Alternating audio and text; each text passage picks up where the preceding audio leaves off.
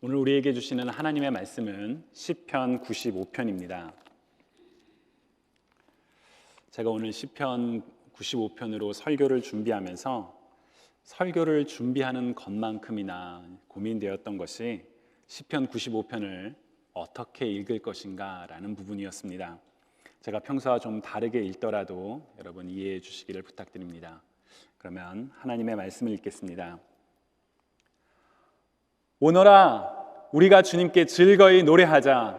우리를 구원하시는 반석을 보고 소리 높여 외치자. 찬송을 부르며 그의 앞으로 나아가서 노래가락에 맞추어 그분께 즐겁게 소리 높여 외치자.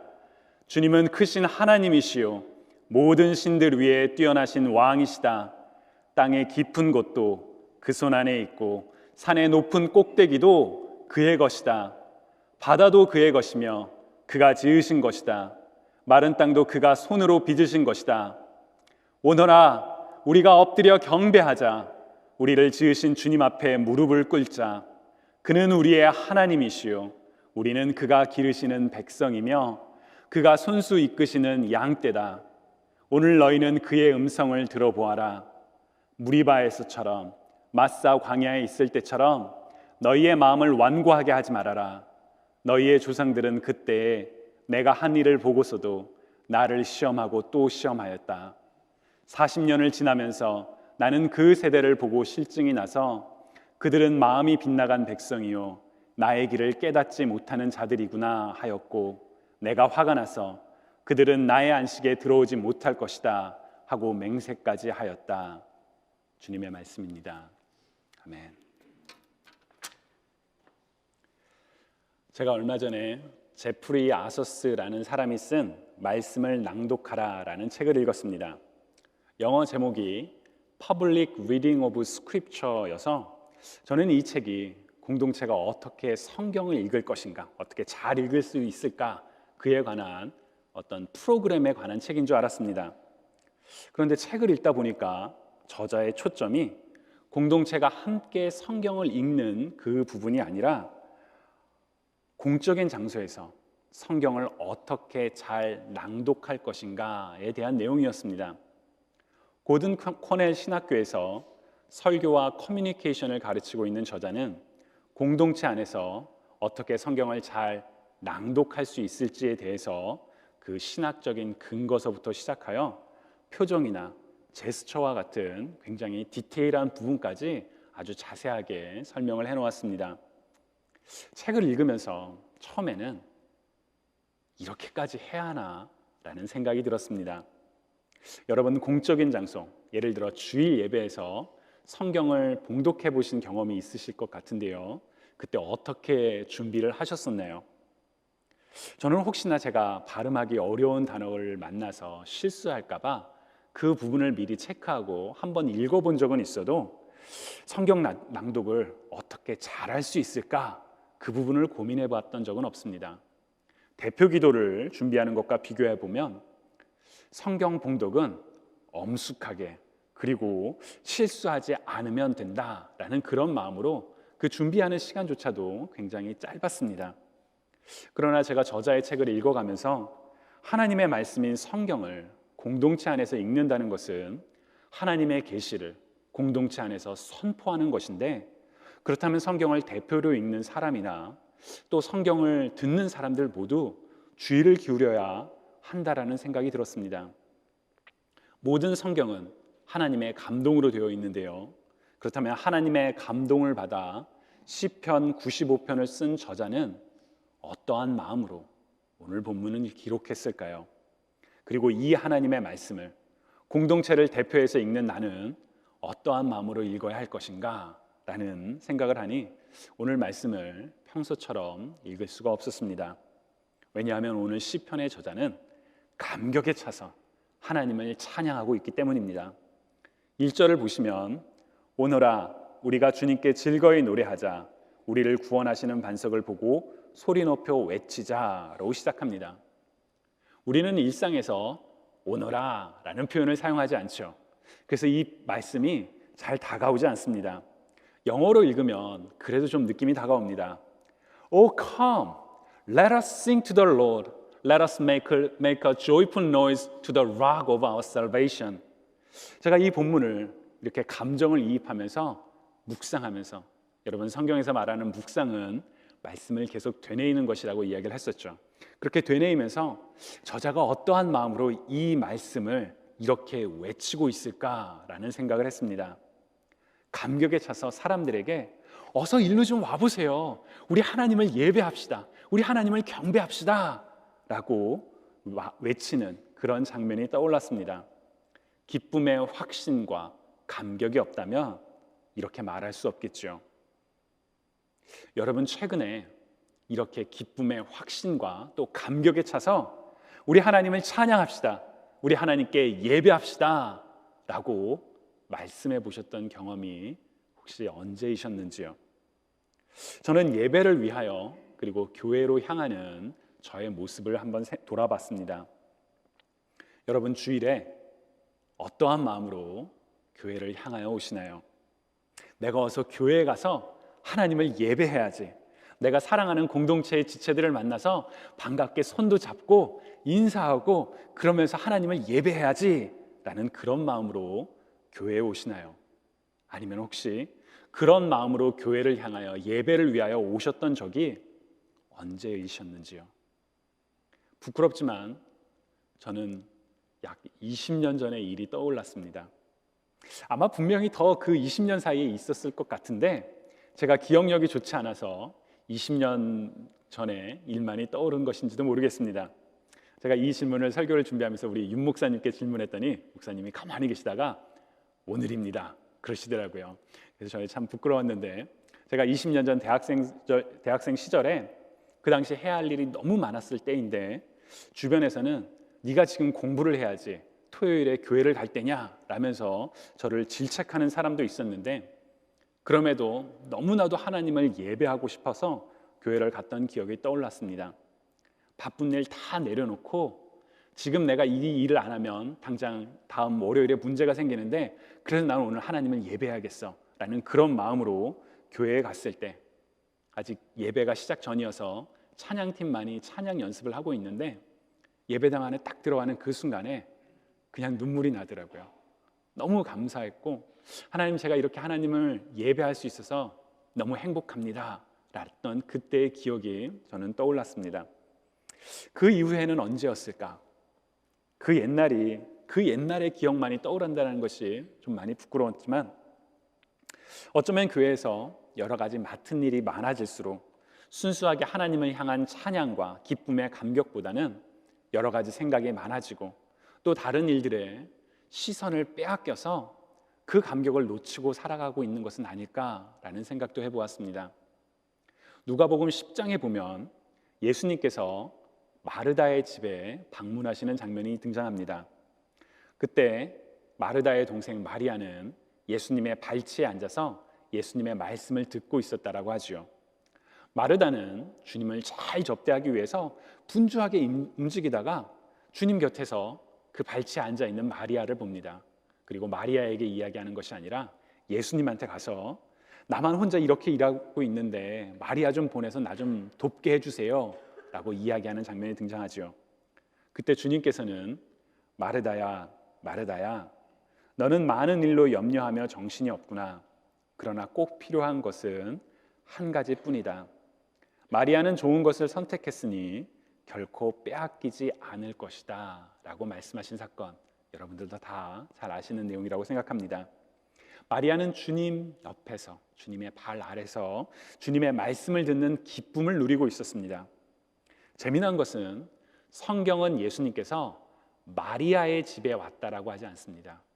마르다의 집에 찾아오셨을 때라고 이야기를 합니다. 집주인이 마르다라는 것이죠.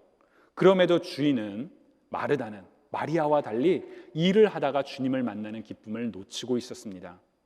어쩌면 나도 마르다처럼 예배의 기쁨과 감격을 놓치고 있는 것은 아닐까 하는 생각이 들었습니다. 여러분들은 어떠신지요? 시편 95편에서 세상을 향하여 오라 라고 외치는 저자는 이미 주님의 곁에 있는 사람입니다. 그래서 외치는 거죠. 기쁨과 감격에 차서 사람들을 불러 모읍니다. 오너라, 어서 오세요 라고 외치고 있습니다. 우리가 주님께 즐거이 노래하자, 우리를 구원하시는 반석을 보고 소리 높여 외치자라고 소리칩니다. 이 고백이 오늘 우리의 고백이 되면 좋겠습니다. 주님의 공동체 밖에서 머뭇머뭇거리는 것이 아니라 주님의 공동체 안에서, 주님의 임재 안에서 공동체 안에 사랑하는 지체들을 향하여, 또 세상 밖을 향하여 어서 오세요, 우리가 함께 하나님을 예배합시다, 우리의 구원의 하나님을 향하여 함께 소리칩시다 라고 외치는 저와 여러분 모두가 되실 수 있기를 주님의 이름으로 축복합니다. 찬송을 부르며 그의 앞으로 나아가서 노래가락에 맞추어 그분께 즐겁게 소리 높여 외치자라는 고백이 그냥 문자적으로 읽고 누군가 이렇게 외쳤구나, 누군가 이렇게 노래했구나 라는 것이 아니라 이 고백이 우리의 삶의 고백이 되면 좋겠습니다. 주님을 생각만 해도 너무나도 기쁘고 감사해서 우리의 입술에서 주님을 향한 찬양이 끊이지 않는 삶을 산다면 얼마나 행복할까요? 여러분들은 어떠한 하나님을 그렇게 여러분의 입술로, 삶으로 노래하시겠습니까? 우리에게 하나님은 어떤 분이신가요? 3절부터 5절에 이르기까지 하나님을 향한 고백이, 신앙의 고백이, 찬양이 이어집니다. 주님은 크신 하나님이시요 모든 신들 위에 뛰어난 왕이시다. 땅의 깊은 곳도 그 손안에 있고 산의 높은 꼭대기도 그의 것이다. 바다도 그의 것이며 그가 지으신 것이다. 마른 땅도 그가 손으로 빚으신 것이다. 아멘. 일상의 익숙함 때문일까요? 우리는 하나님께서 지으신 세상을 너무나도 당연하듯 살아가는 건 아닌가라는 생각이 듭니다. 아침이 되면 해가 떠오르는 것이 그냥 당연한 것처럼 우리가 살아가는 이 세상이 하나님의 창조하신 것으로 말미암아 존재한다는 것을 잊으며 살아갈 때가 많습니다. 가끔 놀라운 자연 현상이나 입이 다물어지지 않는 자연 경관을 보면 그제서야 비로소 우리 하나님 위대하시구나, 하나님이 창조하신 저것을 봐라 라고 그때서야 비로소 하나님의 창조를 떠올리곤 합니다. 우리의 몸은 어떤가요? 몸이 건강할 때는 그 건강이 당연한 것처럼 살아가다가 몸이 아프면 그때서야 건강이 얼마나 소중한 것인지, 우리 몸의 각 부분이 제 기능을 한다는 것이 얼마나 경이로운 축복이었는지를 그제서야 깨닫곤 합니다. 시편 139편 14절에서 내가 이렇게 빚어진 것이 오묘하고 주님께서 하신 일이 놀라와 이 모든 일로 내가 주님께 감사를 드립니다 라는 이 고백이 우리의 매일의 고백이 되면 좋겠습니다.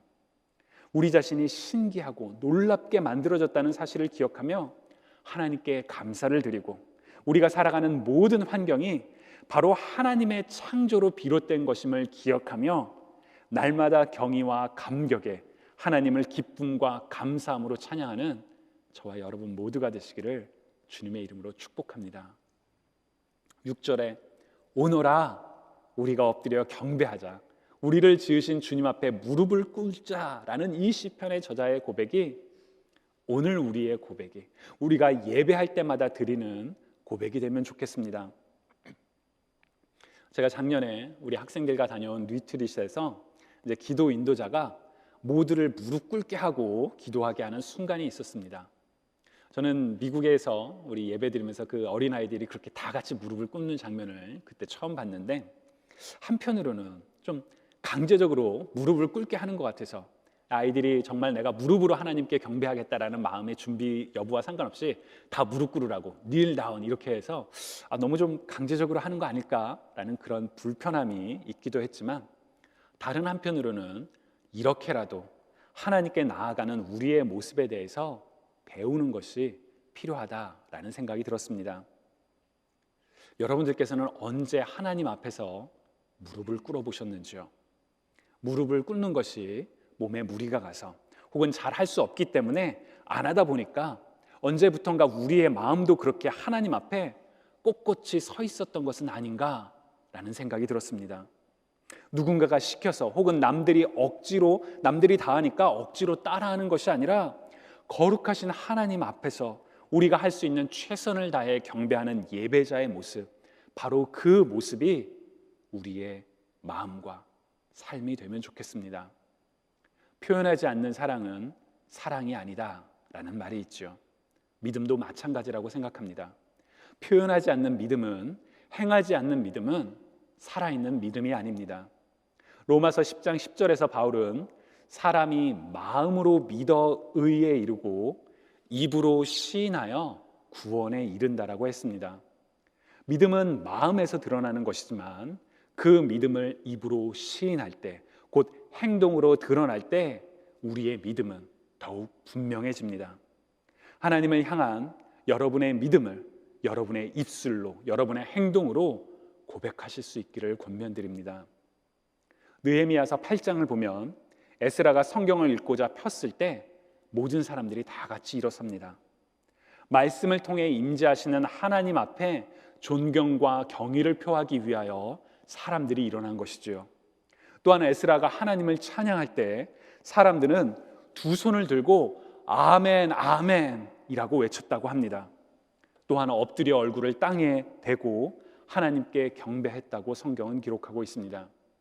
그들은 입술로만 하나님을 찬양했던 것이 아니라 자신들이 할 수 있는 모든 것을 다하여, 때로는 소리를 내서, 때로는 손을 들고, 때로는 무릎을 꿇고 엎드려서 하나님을 경배했습니다. 우리도 이렇게 하나님을 경배할 수 있으면 좋겠습니다. 다른 사람의 시선을 쓰느라 머뭇거리는 것이 아니라, 내가 예배 중에 손을 들면 저 사람이 나를 어떻게 생각할까? 내가 주님 앞에서 무릎을 꿇으면 사람들이 나를 어떻게 볼까? 그렇게 생각하는 것이 아니라 하나님의 성교 앞에서 자신의 옷이 벗어지는 것조차 모른 채 기쁨과 감격으로 춤을 추었던 다윗처럼 우리가 할 수 있는 모든 말과 몸짓을 다해 삶을 통하여 하나님을 찬양하는, 하나님께 예배드리는 예배자가 되실 수 있기를 축복합니다. 7절에서 저자는 그는 우리의 하나님이시요 우리는 그가 기르시는 백성이며 그가 손수 이끄시는 양떼다. 오늘 너희는 그의 음성을 들어보아라 라고 이야기합니다. 저는 이 7절이 오늘 우리가 읽은 시편 95편의 가장 핵심이라고 생각합니다. 그는 우리의 하나님이시요 우리는 그가 기르시는 백성이며 그가 손수 이끄시는 양떼다 라는 이 고백이 핵심이라고 생각합니다. 왜냐하면 세상을 창조하신 하나님께 찬양과 경배를 선포하고는 저자가 하나님과 우리의 관계에 대해서 말하고 있기 때문입니다. 주님이 사랑하시는 여러분, 하나님이 우리의 하나님이십니다. 하나님께서는 우리를 사랑으로 양육하시는 아버지이십니다. 하나님께서는 우리를 먹이시고 보호하시는 선한 목자이십니다. 우리는 그분의 자녀요. 우리는 그분의 양떼, 그분께 속해 있습니다. 성경은 이와 같은 하나님과 우리의 관계를 반복적으로 묘사합니다. 다윗은 시편 23편에서 주님은 나의 목자시니 내게 부족함이 없다라고 노래하지요. 주님께서 나를 풀밭에 누이시며 쉴 만한 물가로 인도하시기에 나에게 새 힘을 주시고 하나님의 완전하고 거룩하신 이름을 위하여 바른 길로 나를 이끄신다라고 노래합니다. 죽음의 골짜기로 다닐지라도 두려워하지 않는 이유는 바로 주님께서 나와 함께 하시기 때문이라는 그 고백이 오늘 우리의 고백이 되면 좋겠습니다. 지금 당장 여러 가지 어려움으로 인하여 절망과 사망의 골짜기에 있는 것처럼 느낀다 할지라도 나를 사랑하사 나를 푸른 풀밭과 쉴 만한 물가로 인도하시는 하나님을 굳게 확신하며 하나님을 찬양하는 저와 여러분이 되기를 소망합니다. 예수님께서도 이와 같은 목자와 양의 관계로 주님과 우리의 관계를 말씀하셨죠. 요한복음 11장에서 예수님께서 나는 선한 목자다. 나는 내 양들을 알고 내 양들은 나를 안다. 그것은 마치 아버지께서 나를 아시고 내가 아버지를 아는 것과 같다. 나는 양들을 위하여 내 목숨을 버린다 라고 말씀하셨습니다. 주님을 사랑하시는 여러분, 주님께서 우리의 선한 목자 되심을 믿으시는지요? 확신하시는지요? 우리는 주님의 것입니다. 우리의 삶도 죽음도 주님의 것입니다. 주님께서 우리를 아시고 이미 아시고 우리에게 가장 좋은 것을 주시는 선한 목자 되심을 확신하는, 결코 흔들리지 않는 저와 여러분이 되시기를 소망합니다. 삶의 어려움을 만날 때마다 우리는 불안하고 두려워하고 아파하며 절망할 때가 있습니다. 그러한 우리의 연약함조차 다 아시는 우리 아버지 하나님, 본인의 생명을 주고서라도 우리를 보호하시는 선한 목자 되신 하나님을 굳게 확신하며 감사와 찬양을 드리는 저와 여러분 모두가 되시기를 주님의 이름으로 축복합니다. 이어지는 8절부터 11절은 조금 당황스럽습니다. 기쁨과 감사의 감격에 차서 하나님을 찬양하다가 하나님의 음성이 무서운 심판의 말씀처럼 다가오기 때문입니다. 그러나 이 말씀은 심판 그 자체를 위한 말씀이 아니라 과거에 일어났던 일을 일깨워 줌으로써 같은 실수를 반복하지 않기 위한, 그래서 주님의 품 안에 머물기를 바라는 하나님의 마음입니다. 이스라엘 민족은 이집트를 나오면서 여러 가지 기적을 경험했습니다. 10가지 기적을 경험을 했고요. 또 홍해를 지나면서 전능하신 하나님을 만났습니다. 광야에서 만나와 메추라기를 통해 우리 삶의 필요를 채우시는, 공급하시는 하나님을 만났습니다. 그러한 여러한 기적에도 불구하고 그들은 삶의 어려움, 곧 마실 물이 없다라는 그 상황 하나 속에서 하나님께 원망과 불평을 늘어놓았습니다. 우리의 삶은 어떠한가요? 하나님의 놀라운 사랑과 은혜를 감사하며 찬양하다가 삶의 갑작스러운 어려움을 만났을 때 불평과 불신과 절망에 빠져서 허우적거리지는 않았었는지요? 그런 위험과 시험의 순간을 만날 때마다 하나님의 신실하심을 기억하실 수 있기를 바랍니다. 또한 진노 중에라도 자비를 잃지 않으시는 하나님을 꼭 붙드시기 바랍니다. 다투었기에 무리바, 하나님은 시험했기에 마사라고 불리는 그 장소에서조차 하나님께서는 그들의 삶의 문제를 해결해 주셨습니다. 하나님은 죄를 심판하시지만 죄로 인해 고통받는 우리들을 불쌍히 여기시는 하나님이십니다. 하나님과의 관계를 먼저 깨트린 것은 우리였지만 그럼에도 우리를 사랑하사 독생자 예수 그리스도를 보내신 아버지 하나님이 바로 우리의 하나님이십니다. 우리를 지으신 하나님, 우리를 구원하신 하나님, 우리와 함께 하시는 하나님, 성부, 성자, 성녀 하나님을 우리가 기억한다면 우리는 노래하지 않을 수가 없습니다. 찬양하지 않을 수가 없습니다. 예배하지 않을 수가 없습니다. 예배의 감격이 언제였는지, 하나님을 찬양하는 기쁨이 언제였는지 잘 기억나지 않으신다면 오늘 말씀을 통하여 시편 95편의 저자의 찬양과 고백을 우리의 찬양과 고백으로 되풀이함으로써 그 예배의 감격과 기쁨을 회복하실 수 있기를 주님의 이름으로 축복합니다.